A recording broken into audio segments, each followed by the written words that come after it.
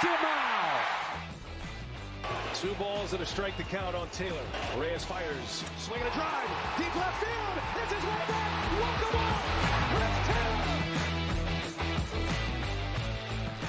What's up, everybody? Welcome into DodgerHeads, presented by DodgerBlue.com. My name is Jeff Spiegel, joined today by Matt Moreno. Matt, a headline came across my feed today. Dodgers signed Dellin Betances, once one of the best relief pitchers in all of baseball. Of course, many people have lost track of where he's been the last few years. But before we get into the numbers and stuff, when you see the report from Ken Rosenthal, what was your immediate reaction?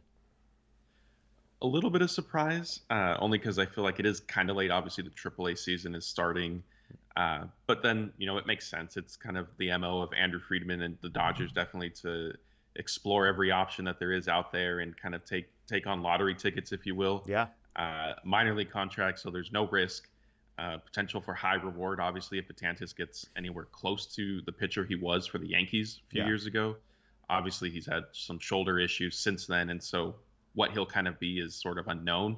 I don't think he'll necessarily get back to kind of the dominant level he once was, but if he is at all a productive relief pitcher, then who knows, it's a long season. And if he is somebody that they can kind of slot into the bullpen at some point, then it ends up working out. Yeah, exactly. You highlight it with the words low risk. There is basically no risk. It's a minor league deal, as you point out. And if you get anything from him, it's great. And if it doesn't turn out and this is the end of his career, then so be it. When you look at Betances' numbers, I mean, what a stark difference between the first half of his career and the second. So from 2014 to 2018, he was arguably the best relief pitcher in all of baseball. He was 5th in appearances. He made 349 appearances across 5 years. He was 3rd in ERA, right behind Kershaw, but ahead of Kenley Jansen and Craig Kimbrell. That was a 2.22 ERA across 5 seasons.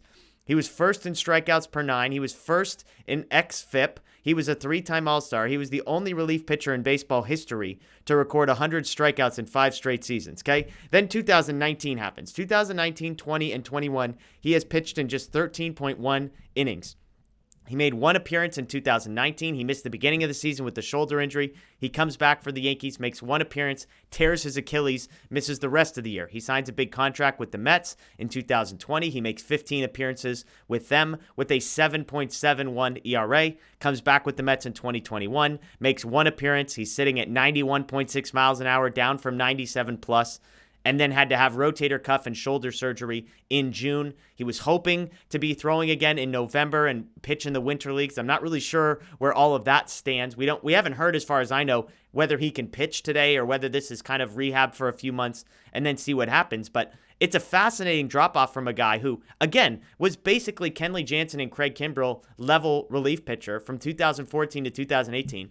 Those guys have stayed healthy. He has 2 shoulder surgeries and it tears his Achilles, and now it's a grab bag of what we're going to get.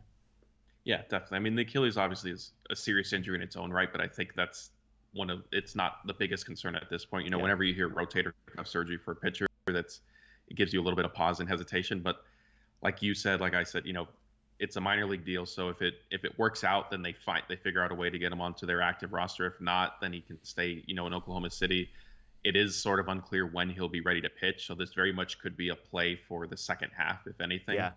And another thing too, it's worth remembering the Dodgers were linked to Betances after the 2019 season during free agency.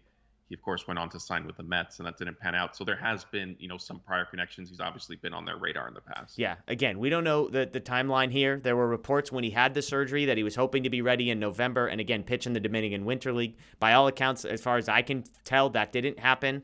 There are some reports that I saw, from the last couple of months that said questionable to whether or not he'll be ready for opening day. So I'm sure we'll learn more as today sort of rolls on and as the days get closer and closer to news coming out. But there you go. Dodgers signed former All-Star Dellin Betances. Again, one of the best relief pitchers in baseball from 2014 to 18, and a guy who's made just 17 appearances since then. That's Matt Moreno. My name is Jeff Spiegel. As always, check out DodgerBlue.com for the latest. Dodger Blue 1958. And, of course, subscribe, ring the notification bell here as well if you missed it. We had a prospect update with Justin Lorber, who just posted his newest rankings. That was a ton of fun, talking about Bobby Miller, talking about Andy Pages, and a 2021 draft pick who was not their first rounder, who's now the highest ranked guy on his board. So take a look at that. We appreciate you joining us as always. We'll see you next time.